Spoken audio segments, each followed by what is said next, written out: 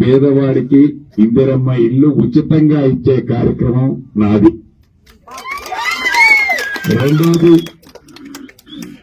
అర్హులైన వాళ్ళు ఆసరా పెన్షన్ ఇంకా పెండింగ్ ఉంది. ఆసరా పెన్షన్ పెంచుతామన్నా, పెంచడంతో పాటు అర్హులైన వాళ్ళు కొంతమంది ఉన్నారు, అర్హులు కాని వాళ్ళు కొంతమంది తెచ్చుకుంటున్నారు. ప్రతి కుటుంబానికి ఒక స్మార్ట్ కార్డు ఇస్తున్నాము. ఆ స్మార్ట్ కార్డే రేపు మీకు ఆరోగ్యశ్రీ కార్డు, తెల్ల రేషన్ కార్డు, మీ ఆసరా పెన్షన్ కార్డు, ఇందిరమ్మ ఇల్లు కార్డు, ఇంకెవరైనా 2 లక్షల రూపాయల రుణమాఫీ కానోళ్లు ఉంటే వాళ్ళకి అదే తెల్ల కార్డు. రాష్ట్రం అంతా ఒక వంతు నాకు, నా సొంత ఇల్లు పాలేరు నియోజకవర్గం ఒక వంతు నాకు. అదేవిధంగా ఎవరికి మీరు సలైట్ కొట్టక్కర్లా.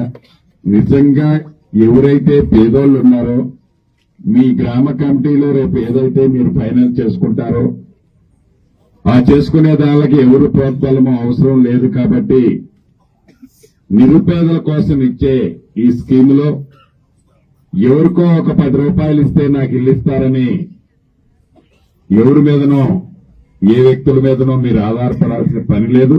భద్రాచలం దగ్గర నుంచి వస్తున్నాను, లేట్ అయినందుకు క్షమించమని కోరుకుంటూ మీ అందరి దగ్గర సెలవు తీసుకుంటున్నాను.